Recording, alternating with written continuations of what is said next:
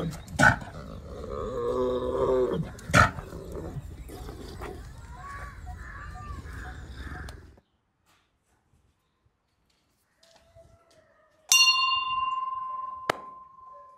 मी राहुल कुलकर्णी. आणि आपल्याला ह्या अशा आजूबाजूला देशी गाई बघितल्या की आपल्या संस्कृतीचा आणि संस्काराचा भाग म्हणून कसं आहे ना, मनाला फार प्रसन्न वाटतं. कारण ह्या गायी ह्या आपल्या जीवनाचा अविभाज्य भाग झाल्यात आणि जर नॉस्टेल्जिया पण असतो लहानपणाचा.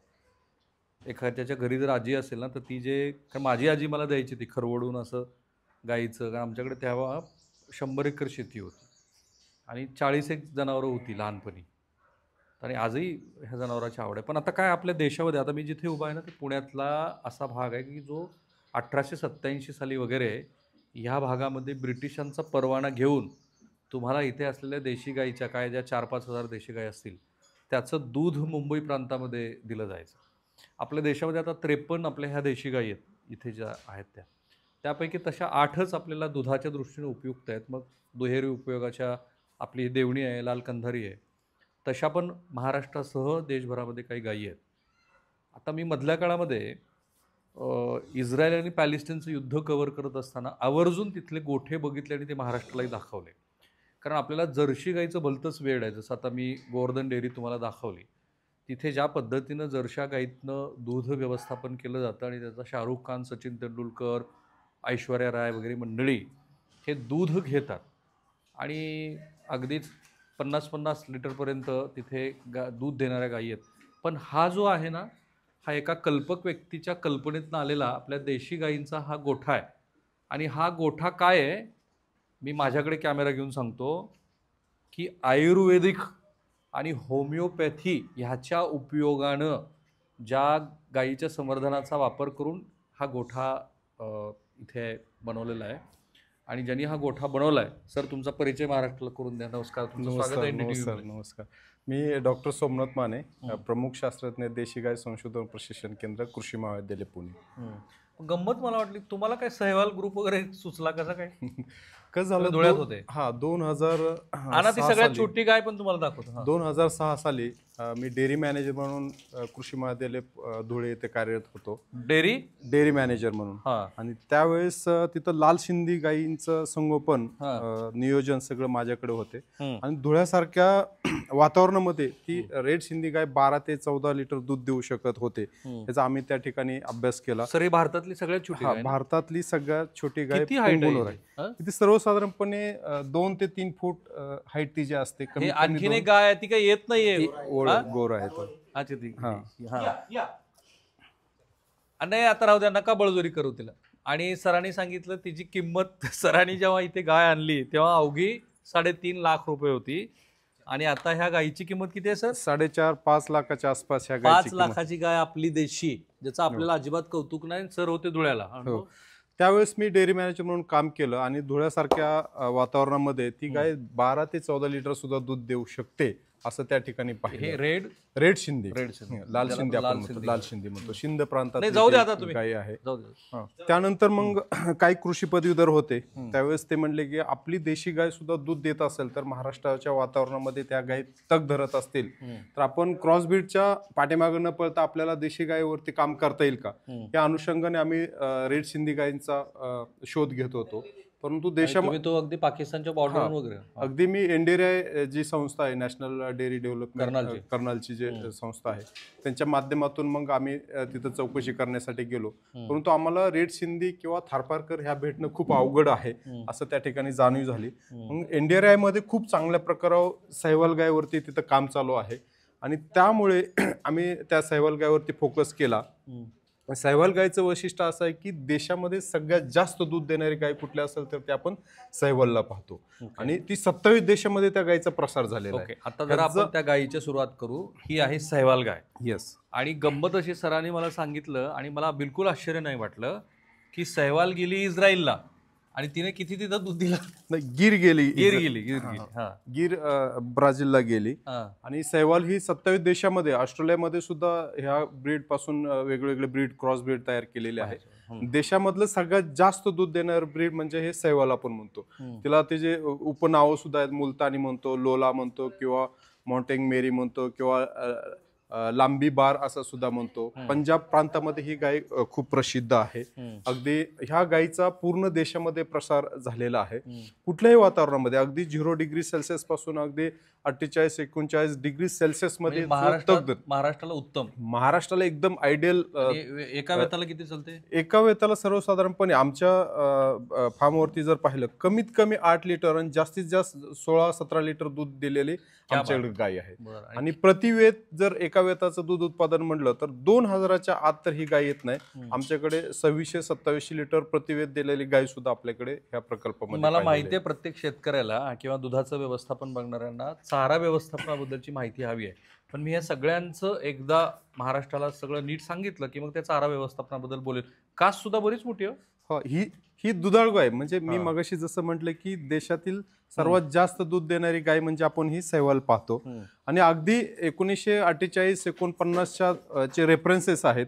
सहवाल गाय ही देशामध्ये 25 लिटर 30 लिटर दूध देणारे सुद्धा रेफरन्सेस आपण इंडिया कर्नालच्या जर आपण रेफरन्स बुक पाहिलं. खोंड आणि कालवडीचा रेशिओ कसा आहे? कुठलेही ब्रीड घ्या म्हणजे देशी असेल किंवा क्रॉस ब्रीड असेल सर्वसाधारणपणे 50% मेल फिमेल रेशिओ असतो. ही आहे गीर. तर महाराष्ट्रात जवळपास सगळी गीर हे आपण लहानपणापासून पाहत आलोय. ज्या ठिकाणी साखर कारखाने आहेत 500-600 गीर गाय, तिथं 500-600 गायींचा कळप आपण बघत असतो. परंतु खरी ओळख मी तर म्हणेल खरी ओळख आपल्याला ब्राझील ह्या देशाने गीरची दिली. कारण आपल्या इथून गायी ह्यांनी 1965-70च्या दरम्यान नेल्या. त्यावेळेस सर्वसाधारण आपण म्हणतो गीर गाय 10 ते 15 लिटर दूध देते. पण त्यांच्याकडे ही गीर गाय 35 ते 40 लिटर दूध देऊ शकते. हे त्या ब्राझील देशाने मॉडिफिकेशन केलं असेल ना? नाही, ओरिजिनल पण ठेवलेले आहे आणि गिरलँडो पण तयार केलेले आहे. गिरलँडो म्हणजे गीर आणि HFचा त्यांनी क्रॉस केलेला आहे. आणि त्यातून ती गाय अगदी 50-60 लिटर पर्यंत सुद्धा ती दूध देऊ शकतो. परंतु ब्राझीलमध्ये आपली गीर गाय 30-35 लिटर. आपल्याकडे किती चालतंय? सर्वसाधारण 15 ते 20 लिटर पर्यंत गायी देणाऱ्या आपल्याकडे आहेत. परंतु गुजरातमध्ये आम्ही काही गायी पाहिल्या त्या गायी 25 लिटर सुद्धा देणाऱ्या गायी काही शेतकऱ्यांकडे आहेत. गुजरातमध्ये खूप चांगल्या पद्धतीने ह्या क्लायमेट वगैरे. आता ही आहे लाल सिंधी. हो, लाल सिंधी, ज्याचा ग्रुप ह्या मंडळी बनवलाय. म्हणजे सरांनी मला सांगितलं की जेव्हा त्यांनी रेड सिंधी आम्ही शोधत होतो. आम्ही सहवालचा मिळाला नाही ओरिजिनल नाही रेड सिंधी मिळालं नाही म्हणून आम्ही सहवाल किती तुमच्याकडे? आता आम्ही सुरुवात 12 डिसेंबर 2015 आम्ही 18 गायींपासून सुरुवात केली. आता आमच्याकडे 5 ते 6 हजार गायी पुणे, सातारा, सांगली, सोलापूर, महाराष्ट्र. येस. तो क्लबच्या माध्यमातून आकडेवारी त्यांनी मला सांगितली ती मला फार चिंताजनक वाटली. ती म्हणजे आपल्या ह्या ज्या देशी गायी आहेत ना त्याचं एकूण कॅटल पॉप्युलेशन मधला वाटा आहे अवघा 22% फक्त प्युअर राहिले. करेक्ट. आणि त्याच्यामध्ये पण ज्याला आपण व्हरायटीच नामविशेष होण्याच्या मार्गावर असल्यामुळे 0. किती टक्के ही आपण रेड सिंधी 0.4% शिल्लक राहिलेले ओरिजिनल. आणि थारपारकर 0.3% राहिलेले. ही आहे राठी. राठी म्हणजे पर्टिक्युलरली ही बिकानेर असेल राजस्थानमधील बिकानेर भागातील ही गाय खूप प्रसिद्ध आहे. हिचं वैशिष्ट्य म्हणजे ही सहवाल, थारपारकर आणि लाल सिंधी ह्या 3 ब्रीड पासून हे राठ समाजाने तयार केलेली गाय कॉम्बो म्हणून तिला राठी हे नाव दिलेलं आहे. अगदी सहवालच्या तोडीस तोड ही राठी गाय आपल्याला दूध उत्पादन क्षमता देते. एका वेतात आपल्याला 2500 लिटर 3000 लिटर पर्यंत ह्या सुद्धा गायी आहेत. आणि तुम्ही त्या पलीकड साईडला बघू शकता की सहवालचे माझ्याकडे 9 कलर आहेत. म्हणजे पूर्ण ब्राऊन कलर पण आहे, हा ब्लॅक अँड व्हाईट सुद्धा आहे, ब्राऊन अँड व्हाईट सुद्धा आहे, वेगवेगळे पॅचेस असलेल्या गायी सुद्धा आहेत. का तर ह्याचा 3 ब्रीडचा संकर आहे.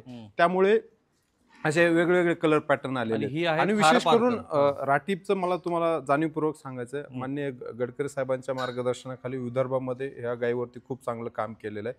विदर्भामध्ये NDDBचा रिपोर्ट आहे. विदर्भामध्ये सगळ्यात देशी गायमध्ये चांगले दूध देण्याची क्षमता राठीमध्ये आहे असा त्यांचा रिपोर्ट आहे. आणि तेच आहे की काल म्हणजे महाराष्ट्र सरकार 100 दिवसाचा जो प्रोग्राम घेऊन आलाय त्याच्यामध्ये महाराष्ट्रातल्या शेतकऱ्यांच्या आत्महत्या रोखण्याच्या दृष्टीने आम्ही प्रयत्न करू असं भाजपचं केंद्रीय नेतृत्व आणि राज्यातलं नेतृत्व म्हणत आहे. मला असं वाटतं की ह्या दृष्टीनं काही त्यांच्या डोक्यातल्या कल्पना असतील. कारण आता सरांनी बाय द वे मी सगळ्यात शेवटी तुम्हाला हे प्रोडक्ट पण दाखवणार आहे की ह्या सगळ्या गायींच्या दुधापासून जे बनवलेले प्रोडक्ट आहेत जे पुण्यात विकले जातात, ही आहे थारपारकर. हे थारपारकर म्हणजे थार वाळवंट पार करून जायची ज्या गायीमध्ये क्षमता आहे तशी तिला आपण थारपारकर. ती थारपारकर म्हणतो. हम्म. सर्वसाधारण राजस्थानमध्ये ही गाय खूप प्रसिद्ध आहे. कोंड आहे पूर्णतः गायीच आहे. पूर्णतः व्हाईट कलर तिचा असतो. कृष्णाची गाय म्हणून सुद्धा हिला संबोधलं जातं. आणि देशामध्ये सगळ्यात जास्त महाग गाय म्हणजे जी किंमत जास्त आहे ती आता सध्या थारपारकर आहे. किती किंमत आहे? आपलं जर सुरतगडचं रजिस्ट्रेशन जर आपण पाहिलं तिथं 11 लाख रुपयाला एक गाय गेलेले. 11 लाखाची गाय आहे? हो 11 आता ही 11 लाखाची गाय? नाही त्यांच्या ठीक आहे, तिथे पण आता ह्या कॉन्टेक्स्ट मध्ये म्हटलं तर ही 11 लाखाची गाय आहे. कारण ही जी संख्या खूप दुर्मिळ झाली. जसं मगाशी मी सांगितलं त्या थारपारकर आणि लाल सिंधी गाय भेटतच नाही. आणि आता सध्या ट्रेंड हा कृष्णाची गाय म्हणा किंवा व्हाईट कलरची गाय जी दूध आपल्याला 8 ते 10 लिटर देऊ शकते त्यासाठी थारपारकर गायला खूप हे शासकीय केंद्र आहे आणि हे काही प्रमोशन नाहीये. त्यामुळे हो. ते जे आकडे सांगतायत ते अत्यंत जबाबदारीनं आणि महाराष्ट्रातल्या शेतकऱ्यांचं ह्या निमित्ताने देशगाईकडे बघण्याचा जो दृष्टिकोन आहे जो आधीच बदललेला आहे तो बदलण्याच्या दृष्टीनं महत्वाची. आणि ही आहे डांगी. ही आपलं आता हे देशातील दुधासाठी प्रसिद्ध असलेल्या ह्या ब्रीड बघितल्या आपण. सहवाल, गीर, लाल सिंधी, राठी आणि थारपारकर बघितले. आता आपण या संशोधन केंद्रामध्ये देशी गाय संशोधन प्रशिक्षण केंद्रामध्ये महाराष्ट्रातील जेवढ्या ब्रीड आहेत त्या सगळ्या आपण इथं डेमॉन्स्ट्रेशनसाठी ठेवलेले खास करून नंदुरबार वगैरे ही आपली नाशिक रिजन मधली इगतपुरी हे तिचं उगमस्थान आहे. विशेष म्हणजे पावसाळ्याच्या ठिकाणी ही सगळ्यात जास्त ब्रीड भात शेतीसाठी वापरलं जातं. आणि ही जी स्किन आहे तुम्ही जर हे स्किन अशी घासली तर ह्याला ऑइली लागतं.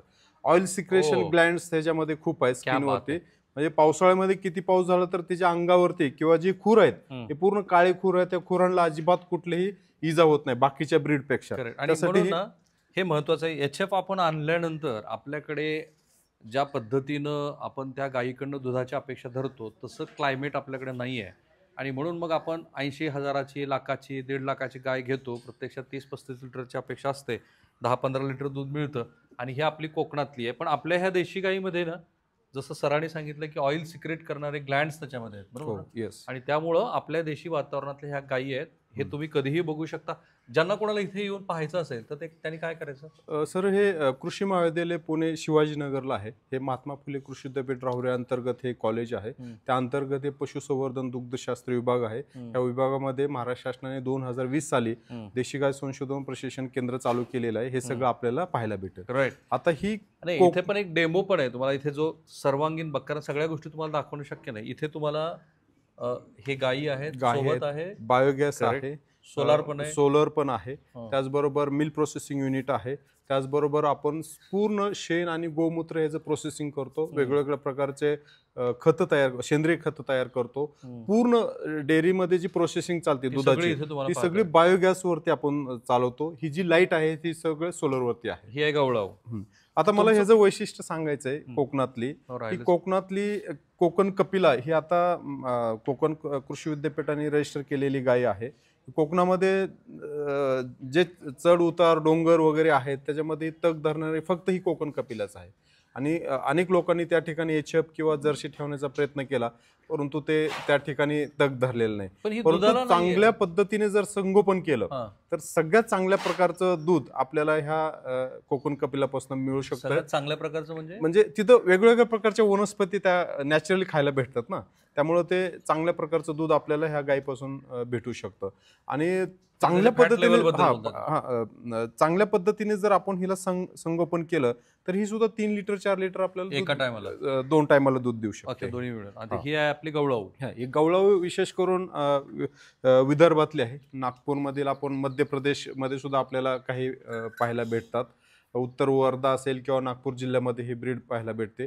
सर्वसाधारणपणे आपल्याला 500 ते 750 लिटर प्रतिवेताला दूध देण्याची क्षमता ह्या गवळाऊ गायीच्या दुधाला कमीच आहे. आपली देवणी मात्र प्रसिद्ध आहे कोंडासाठी. हो, महाराष्ट्रामध्ये एकमेव ही दुहेरी उपयोगी गायी आहे. आपण ओढ कामाला सुद्धा वापरतो आणि दूध उत्पादन क्षमता सुद्धा ही जी बऱ्यापैकी आहे. सर्वसाधारणपणे 850-900 लिटर पासून ते 1200 लिटर पर्यंत दूध देण्याची ही जी क्षमता आहे. आणि फॅट पर्सेंट सुद्धा 4.5 ते 5 लिटर कोणाचा रेशिओ कसा आहे पुन्हा 50-50. कुठल्याही ब्रीड मध्ये आपण पाहिलं तर मेल फिमेल रेशिओ हा 50-50 असतो. जी नवीन तंत्रज्ञानाची उपलब्धता झालेली आहे त्याच्यानंतर आता हा रेशिओ बदलता येऊ शकतो. नाही, आता ते तंत्रज्ञान आपण जर वापरलं, आता 6 सॉर्टेड सिमेंट जे टेक्नॉलॉजी आलेली आहे त्यामध्ये आपण जर ते सिमेंट वापरलं तर 97% आपल्याला फिमेलच होईल. किंवा तुम्ही जर तुम्हाला मेलच पाहिजे असेल तर ते सुद्धा आपल्याला 95 पाहता येईल आपल्याला. ही आहे आपली लाल कंधारी. आपली ही लाल कंधारी. लाल कंधारी मराठवाड्यातली सगळ्यात प्रसिद्ध ही गाय या ठिकाणी आहे. तिची सुद्धा दूध दोन्ही सर्वसाधारण 650 ते 1100 लिटर दूध उत्पादन क्षमता ह्या गायीची आहे. ही सुद्धा ओढ कामासाठी सुद्धा खूप प्रसिद्ध आहे. आणि अनेक लोक ह्या देवणी आणि लाल कंधारीचं खूप चांगल्या पद्धतीनं त्या भागामध्ये मराठवाड्यामध्ये संवर्धन करत आहेत. आणि ही आहे खिलार. आणि ही पश्चिम महाराष्ट्राची आपण जे शान म्हणतो खिलार, आता हे बैलगाडी शर्यतीमुळे ही खूप प्रसिद्ध आहे. मध्येच एक रिपोर्ट आलता पहा की खिलार मध्ये सुद्धा बारामतीमध्ये एक शेतकरी आहे, त्यांच्याकडे ही 10 लिटर 11 लिटर दूध दिलेली खिलार गाय सुद्धा आहे. म्हणजे चांगल्या पद्धतीने जर आपण त्या गायीचं संगोपन केलं तर ह्या गायी आपण योग्य पद्धतीने त्या ठिकाणी त्याचं संवर्धन करू शकतो. आता खूप शांत आहे. सगळ्यात महत्त्वाचा प्रश्न चारा व्यवस्थापन. आता चारा व्यवस्थापन आपण या ठिकाणी आता सध्या महाराष्ट्रामध्ये जर ट्रेंड पाहिला तर सगळे हायब्रिड नेपेरवरती शेतकरी गेलेले आहेत. तर हे पुढच्या दृष्टीने खूप घातक आहे. आपल्याला चारा नियोजन करताना एकदल चारा, द्विदल चारा, सुका चारा, ओला चारा आणि त्याबरोबर पशुखाद्य ह्याचं संगोपन करणं, व्यवस्थित नियोजन करणं खूप गरजेचं आहे. सर्वसाधारणपणे मका, हायब्रिड नेपेर, लसूण घास किंवा मार्वेल ह्या सर्व गोष्टींचा चाऱ्याचा समावेश असणं खूप गरजेचं आहे. आपल्याकडे काय होतं, ज्यावेळेस साखर कारखाने चालू होतात त्यावेळेस ऊसच चालू होतो. किंवा आता चांगल्या डेअरीमध्ये किंवा शेतकऱ्यांकडे पाहिलं सगळीकडे हायब्रिड नेपेरच आहे. तर ते कुठलाही चारा म्हणजे तो मुरघास असो किंवा हायब्रिड नेपेर असो किंवा मका असो, एकाच प्रकारचा चारा देणे हे गायीच्या आरोग्याच्या दृष्टीने योग्य नाही. आपल्याला त्यासाठी एकदल चारा, द्विदल चारा ह्याचं चांगल्या प्रकारे कॉम्बिनेशन करणे. सुका चारा सुद्धा टाकत नाहीत. आता कडब्याचे भाव जर पाहिले तर 12 रुपये 13 रुपये किलो काही वेळेस जातात. तर त्यावेळेस ते सुका चारा पण जास्त टाकत नाही. तर आपल्याला एकदल चारा, द्विदल चारा, सुका चारा, ओला चारा ह्या सगळ्या गोष्टीचं कॉम्बिनेशन करणं खूप गरजेचं आहे. आणि सगळ्यात पशुखाद्यामध्ये सगळ्यात दुसरी गोष्ट खूप चुकीची चाललेली आहे. गावाकडे फक्त आपण हेच देतो, कुठल्या प्रकारचं तरी पेंडच देतो. एकतर शेंगदाणा पेंड देतो किंवा सरकी पेंड देतो. शेतकऱ्यांना विचारलं तर ते फक्त म्हणतात पेंड देतोय आम्ही, परंतु त्याच्यामध्ये वेगवेगळ्या प्रकारचे घटक असणं खूप गरजेचं आहे. मिनरल मिक्सचर असतील किंवा सॉल्ट असतील, या सगळ्यांचं कॉम्बिनेशन असणं खूप गरजेचं आहे. तरच आपल्याला सगळं सांगितल्यानंतर सुद्धा जे एचएफ पाळतात, सोडा जे एचएफ पाळतात त्यांना मिळणारा दुधातला नफा, आता दराबद्दल तर पुन्हा वेगळंच बोलू, पण मला ते तुम्हाला दाखवायचं आहे, ते आणि देशी गाईचं जे गणित आहे ते जुळतं का? 100% जुळतं. जर आपल्याला योग्य प्रकारे जर चाऱ्याचं नियोजन केलं, आपण स्वतः पशुखाद्य तयार केलं, त्यामध्ये आपण खर्च कमी करू शकतो. त्याचबरोबर दूध प्रक्रिया करणं हे खूप काळाची गरज आहे. आज देशी गायचं दूध आम्ही या ठिकाणी 80 रुपये लिटरने विकतो. माझ्यापेक्षा जास्त मला तेच करता सरांना दाखवायचं होतं. मी हे सगळे प्रोडक्ट ह्या आपल्या ज्या शेणापासून बनवलेले आहेत, ह्या देशी गायपासून बनवले. मला सरांनी सांगितलं की ही शेणापासून बनवलेली पंथी आहे. आता ही काही आपल्या पंथी ही आपल्यासाठी पवित्र आहे, पण तरी केवळ तुमच्या समाधानासाठी तुम्हाला कळावं म्हणून मी एवढ्या अंतरावरून फेकतो. चालेल का? हो. काय होते बघा बरोबर. काही झालं नाही. आता हे आपण देशी गायच्या शेणापासून बनवलेले आहे. त्यामध्ये गवरगम फक्त मिक्स केलेला आहे. करेक्ट. आणि हा आपला गणपती सुद्धा तयार केलेला आहे. बाप्पाला त्यांनी छान रंग दिलाय. आणि इतकी हलकी मूर्ती आहे गणपती बाप्पाची. हे बघा, शेणापासून बनवलेला गणपती आहे. ह्या सगळ्या गोष्टी आणि जे गणित ते मला सांगत होते की आर्थिकदृष्ट्या हे गणित कसं पुरू शकतं. तर हे काय सर? हे शेणापासून लाकूड तयार केलेलं, शेणापासून तयार केलेलं लाकूड, शेणापासून तयार केलेलं उखळ आहे काय? हे आपले कुंडे आहे. पर्यावरणपूरक झाड ह्याच्यामध्ये लावायचं आणि ते आहे असं गाडून टाकायचं. म्हणजे ते सुद्धा हे अशा वेगवेगळ्या प्रकारचे डिझाईन्स तयार करू शकतो आपण. आणि हे जे आहे ते बरं, हे काय तुमचे दर जरा फारच महागडे येतो. हा देशी गायपासून आपण हे सर्व तयार केलेलं फुले आहे. अमृत नावाचा त्यांनी ब्रँड बनवला आहे बायोप्रोमचा. हो. आणि हे शेणाची गोळी शेणाची गोळी, हे काय भाव विकतो तुम्ही? आपण हे 50 रुपये किलोने विकतो. परत हे वर्मी कंपोस्ट आहे, हे 30 रुपये किलोने विकतो. हो. आणि हे आपल्या ह्या देशी गाईचं हे दूध दूध आहे. हे दूध सर तुम्ही 80 रुपये किलोने हो, विकता 80 रुपये लिटरने विकतो. आणि लिटरने विकता. आणि ही लस्सी लस्सी आहे. हा आम्ही फुले अमृतकाळ असे ब्रँड तयार केलेला आहे. परत हे तूप आहे, तूप तुम्ही 28 28 रुपये रुपये किलोने विकतो. खवा काय भावाने विकतो? हे पनीर आहे. पनीर आहे. पनीर आपण 650 रुपये 660 रुपये किलोने पनीर विकतो. मार्केटमध्ये पनीर सर अगदी 250 रुपये 300 रुपये सुद्धा भेटतं.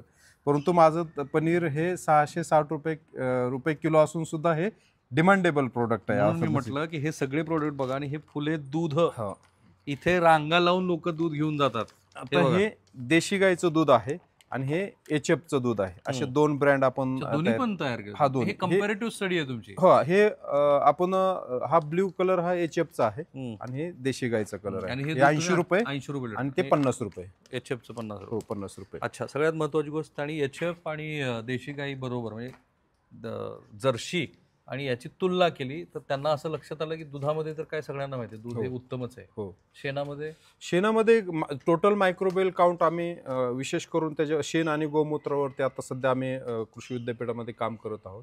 टोटल मायक्रोबेल काउंट किंवा बेनिफिशियल बॅक्टेरिया हे देशी गायच्या शेणामध्ये खूप आपल्याला आढळून आलेले. अगदी जर कंपॅरिझनला बोलायचं म्हटलं तर 1 पट 2 पट 3 पट प्रमाणात आपलं टोटल मायक्रोबेल काउंट ह्या देशी गायच्या शेणामध्ये होतं. आणि इथं जेवढे ब्रीड आहेत, हे 12-13 प्रकारचे जेवढे ब्रीड आहेत त्या सगळ्यांचा तुलनात्मक आपण दुधावरती अभ्यास करतोय, शेणावरती अभ्यास करतोय आणि गोमूत्रावरती सुद्धा अभ्यास करतोय. गोमूत्राचा प्रश्नच नाही, पण दुधामध्ये तर उत्तम असतं. हा, दुधामध्ये आपल्याला फॅट पर्सेंट ह्याचं खूप चांगलं आहे. आणि आपण जे पुफा म्हणतो पॉलिअनसॅच्युरेटेड फॅटी ऍसिड, हे आपल्या देशी गायच्या दुधामध्ये जास्त आढळून येत आहे. हे आपल्याला एक पाहायला भेटतं. राईट. आणि सरकारनं स्वतःच एक ऍप बनवलं, ते पण इंटरेस्टिंग ऍप आहे, ज्याचं त्यांना पेटंट मिळाले. ते ऍप काय, गोठा तुम्ही कंट्रोल करू शकता. हो, येस. आता बदलत्या वातावरणामध्ये उष्णतेचा ताण जनावरांवरती खूप येतो, अगदी थंडीचा सुद्धा ताण येतो. तर त्या दृष्टीने आम्ही काय केलेलं आहे की फुले अमृतकाळ म्हणजे गायींना योग्य वातावरण भेटलं पाहिजे ह्या दृष्टीने आम्ही ते टेम्परेचर ह्युमिडिटी इंडेक्स बेस हे म्हणजे तापमान आर्द्रता निर्देशांक तो ॲप बनवलेला आहे. शेतकऱ्यांनी फक्त ते ॲप डाउनलोड करायचं आहे. त्याच्या गावाचा लोकेशन असेल किंवा गोट्याचं लोकेशन पर्टिक्युलरली घ्यायचं. जगामध्ये तुम्ही कुठेही असू द्या, तिथलं लोकेशन घेऊन तुम्हाला सॅटेलाईटवरून ॲटोमॅटिक टेम्परेचर आणि ह्युमिडिटी आपल्याला ते त्या परिसराची येते. आणि त्या परिसरामध्ये किंवा त्या गोट्यामध्ये काय परिस्थिती आहे, ताणाची परिस्थिती काय, उष्णतेचा ताण जनावरांवरती किती आहे, आणि त्यानुसार ऑटोमॅटिक तुम्हाला ॲडवायझरी सुद्धा येते. म्हणजे चाऱ्याचं नियोजन फ्री ऑफ कॉस्ट आहे. अँड्रॉइड आणि iOS दोन्हीवरती ते उपलब्ध आहे. आणि त्याचा फायदा काय होतो सर, तुम्ही पाणी जनावरांना कधी दिलं पाहिजे, हिरवा चारा उन्हाळ्यामध्ये कधी दिला पाहिजे, सुका चारा कधी दिला पाहिजे, त्याच्यामध्ये सॉल्ट कधी टाकलं पाहिजे, बायपास फॅट, बायपास प्रोटीन, ह्या गोष्टी सगळ्या, न्यूट्रिशन असेल किंवा मॅनेजमेंट असेल, ह्या सगळ्या गोष्टी आपण त्याच्यामध्ये ॲडवायझरीच्या माध्यमातून शेतकऱ्यांना फ्री ऑफ देत आहोत. करेक्ट. थांबूया आपण इथे. मला खात्री आहे की अनेक प्रश्नांची उत्तरं मिळालीत आणि बऱ्याच प्रश्नांची उत्तरं मिळालेली नाहीत. आता तसा काही कॉन्टॅक्ट नंबर देणं शक्य आहे का सर? हो, आहे. सांगा नंबर. 9881 72 10 22. करेक्ट. कारण हजारो प्रेक्षक आम्हाला जे फोन करतात आणि विचारतात की यांचे नंबर्स काय आहेत. हे शासकीय आस्थापना आहे. ह्या शासकीय आस्थापनेचा मुख्य उद्देश हा आपल्या ह्या ज्या देशी गायी आहेत, ह्या देशी गायींचं संवर्धन व्हावं हा आहे. कारण आपल्याकडे आता राज्य सरकारनंच देशी गायींच्या संदर्भामध्ये एक मोठा पुढाकार घेतला आहे. आणि इथे तर त्यांनी गायींचं एक मंदिरच तयार केलं. काय म्हणता सर तुम्ही? गोपरिक्रमा म्हणतो. गोपरिक्रमाच आहे, जशी नर्मदा परिक्रमा तशी. आणि तुम्ही हे समजून घ्यायला हवं की आता जागतिक पातळीवरती कार्बन क्रेडिट, क्लायमेट चेंज ह्याच्याबद्दलची जी चर्चा होते आहे, त्याला प्रॅक्टिकल लेवलला जाऊन पण काही सोल्युशन्स तुम्हाला शोधावीच लागणार आहे. जसं तुम्ही रूफटॉपवरचं सोलार बघताय किंवा विंड एनर्जीबद्दल आपण खूप बोलतोय, तसं हे एक one of the best solution असणार आहे. आणि त्याचं अर्थकारण पण मी तुम्हाला समजावून सांगितलं. तुम्ही ह्या दिलेल्या संपर्कावरती फोन करून तुमच्या मनातले प्रश्न जरूर विचारा. आणि असा पुन्हा एकदा सर, हा आयुर्वेदिक आणि होमिओपॅथीवरती पूर्ण त्याच्या औषध उपचार पद्धतीवरती गरजच पडली तरचा हा गोठा आहे. ज्या गोठ्यामध्ये 11 लाखापर्यंतच्या सुद्धा गायी तुम्हाला बघायला मिळतील. हो, ह्या ठिकाणी आपण प्रशिक्षण पण दिलं शेतकऱ्यांना देतो. ओके. आपण 1 दिवसाचं असेल किंवा 1 महिन्याचं प्रशिक्षण आपण देतो. ट्रीटमेंटच्या बाबतीत म्हटलं तर आम्ही 99% म्हटलं तरी चालेल की आम्ही होमिओपॅथी आणि आयुर्वेदिक गोष्टीच ट्रीटमेंटसाठी वापरतो. अँटीबायोटिक खूप कमी लागतं. देशी गायींचं चांगल्या प्रकारे जर तुम्ही संगोपन केलं तर ह्याला कुठल्याही प्रकारचं मेडिसिनची गरज नाही. सगळं मॅनेजमेंट गरज आहे. करेक्ट. आणि रेसिड्यू फ्री मिल्क प्रोडक्शन फक्त देशी गाय मधूनच आपल्याला मिळू शकतं, हे मात्र खरं. थांबूया आपण इथे. मला माहिती आहे की अनेक प्रश्नांची उत्तरं तुम्हाला सरांकडनं अपेक्षित आहेत. फोन करा त्यांना. कॅमेरामन निकेतन मानेचं मी राहुल कुलकर्णी, NDTV मराठी. अरे वा, तिने पण एंड कॉल दिला.